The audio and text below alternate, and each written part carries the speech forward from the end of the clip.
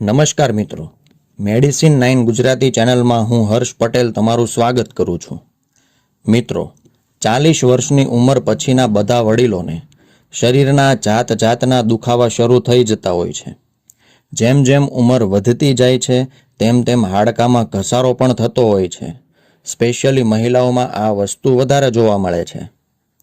ઘણા લોકોને શરીરના સાંધા જેમ કે હાથ પગના કાંડા, ગોઠણ, ખભો, ગરદન કે કમરનો નીચેનો ભાગ વગેરે ભાગોમાં સતત દુખાવો થતો હોય છે. હાડકામાંથી કટકટ અવાજ આવતો હોય છે.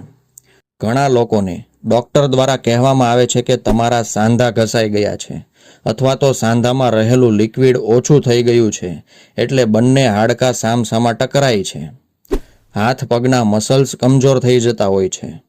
આ તમામ સમસ્યાને સરખી કરવા માટે આપણા શરીરમાં કેલ્શિયમ પૂરતા પ્રમાણમાં હોવું જરૂરી છે. હાડકાની મજબૂતાઈ જાળવી રાખવા માટે કેલ્શિયમ સૌથી અગત્યનું ગણાય. આપણા શરીરના હાડકામાં જૂના સેલ્સ કન્ટિન્યુઅસ તૂટતા રહેતા હોય છે અને નવા સેલ્સ બનતા રહેતા હોય છે. તો આ નવા સેલ્સને બનાવવા માટે કેલ્શિયમ અગત્યનું ગણાય. કેલ્શિયમની ઉણપને કારણે નખ અને દાંત પણ કમજોર થતા હોય છે. આપણા શરીરને દરરોજ 1000 mg જેટલું કેલ્શિયમ જોઈતું હોય છે. જો તેનાથી ઓછું કેલ્શિયમ લેવામાં આવે તો હાડકાને લગતી સમસ્યા ઊભી થઈ શકે છે. કેલ્શિયમ આપણને દૂધ, દહીં, લીલા પાંદડાવાળા શાકભાજીમાંથી, બીન્સમાંથી, બદામ, અખરોટ કે મખાનામાંથી મળી જાય છે. તો આ તમામ વસ્તુને દરરોજ તમારે ખાવામાં ઉપયોગમાં લેવી જોઈએ. મિત્રો, વેજીટેરિયન લોકોને કેલ્શિયમ સૌથી વધારે દૂધમાંથી જ મળતું હોય છે. તેમાં પણ ગાયનું દૂધ સર્વશ્રેષ્ઠ ગણાય. જે લોકોને હાડકા સંબંધિત તકલીફો છે તો તેણે દરરોજ દિવસમાં 2 વખત આખો ગ્લાસ ગાયનું દૂધ અવશ્ય લેવું જોઈએ. ગાયના 1 ગ્લાસ દૂધમાં 1 ચમચી ગાયનું શુદ્ધ ઘી નાખીને પીવામાં આવે તો ખૂબ સારો ફાયદો થાય છે. સાંધાના દુખાવા મટે છે અને હાડકાની તકલીફમાં પણ આરામ મળે છે. બીજી વસ્તુ તમે કરી શકો કે દરરોજ 4 થી 5 ખજૂરની પેસ્ટ ખાવાની છે.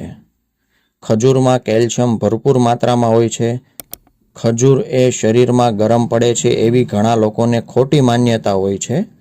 પણ જો ખજૂર ગરમ પડતો જ હોય તો અરબના દેશોમાં તે કેમ થાય છે અને અરબના લોકો કેમ વધારે ખાય છે? ખજૂર એ આપણા શરીરમાંથી પિત્ત ઓછું કરે છે. એટલે હાડકા સંબંધિત સમસ્યાવાળા લોકોએ શું કરવાનું છે કે દરરોજ 5 ખજૂરની પેસ્ટને પાણીની અંદર પલાળી દેવાની છે. 3 કલાક પછી તેમાંથી ઠળિયા કાઢીને તે મિશ્રણને પીસી નાખવાનું છે. જે મિશ્રણ છે તેને સરખું ગાળી લેવાનું છે અને જે પાણી વધે તે પાણીને પી જવાનું છે. પાણીની અંદર ખૂબ જ સારા પ્રમાણમાં કેલ્શિયમ હોય છે. શરીરમાં કેલ્શિયમ સારા પ્રમાણમાં મેળવવા માટે તમે રાગીનું સેવન કરી શકો છો. રાગીનો લોટ હવે તમામ પ્રોવિઝન સ્ટોર ઉપર મળતો થઈ ગયો છે.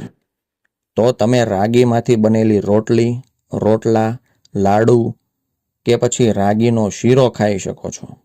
રાગી પચવામાં સરળ છે, કેલ્શિયમ અને મિનરલ્સથી ભરપૂર હોય છે. શરીરમાં કેલ્શિયમ મેળવવા માટે કાળા તલના ગોળમાં બનાવેલા લાડુ પણ ખાઈ શકો છો. કાળા તલની ગોળમાં બનાવેલી ચીકી ખાઈ શકો છો. કાળા તલનો મુખવાસ પણ ખાઈ શકો છો. શરીરમાં કેલ્શિયમની પૂર્તિ કરવા માટે મખાના પણ તમારે ખવાય. ગોળ અને ચણા પણ ખાઈ શકો છો. સાથે સાથે શરીરમાં કેલ્શિયમની પૂર્તિ કરવા માટે આયુર્વેદિક કેલ્શિયમ સપ્લિમેન્ટ્સ પણ તમારે લેવા જોઈએ. આયુર્વેદિક સપ્લિમેન્ટમાં તમે અસ્થિ પોષક ટેબ્લેટ લઈ શકો છો. અસ્થિ પોષક ટેબ્લેટને ધૂત પાપેશ્વર નામની આયુર્વેદિક કંપની બનાવે છે. અસ્થિ પોષક ટેબ્લેટને ઓસ્ટિયોપોરોસિસમાં અથવા તો ઓસ્ટિયોઆર્થરિટિસમાં લઈ શકાય છે. આ ટેબ્લેટને 3 ટાઈમ એક જમ્યા પછી લેવી જોઈએ અથવા તો ડૉક્ટરની સલાહ પ્રમાણે આગળ વધવું જોઈએ. અસ્થિ પોષક ટેબ્લેટ નેચરલ કેલ્શિયમ સપ્લિમેન્ટ છે, જેને તમે લાંબા સમય સુધી પણ લઈ શકો છો. આ તમામ ખોરાક કે જેમાં ગાયનું દૂધ, કાળા તલ, રાગી, ખજૂર, ગોળ, ચણા વગેરેને તમારે રોજિંદા ખોરાકમાં ઉપયોગમાં લેવું જોઈએ. આવું કરવાથી આપણા શરીરમાં કેલ્શિયમ પૂરતા પ્રમાણમાં મળી જાય છે. આ તમામ ઘરેલું ઉપચારની સાથે ડૉક્ટર દ્વારા આપવામાં આવતી દવાનો ઉપયોગ પણ તમે કરી શકો છો. ડૉક્ટર દ્વારા હાડકાની તકલીફને દૂર કરવા માટે કઈ દવા આપવામાં આવે છે તેના વિશે આખો વિડીયો મેં બનાવેલો છે. લિંક ડિસ્ક્રિપ્શનમાં તમને મળી જશે, જરૂરથી જોજો.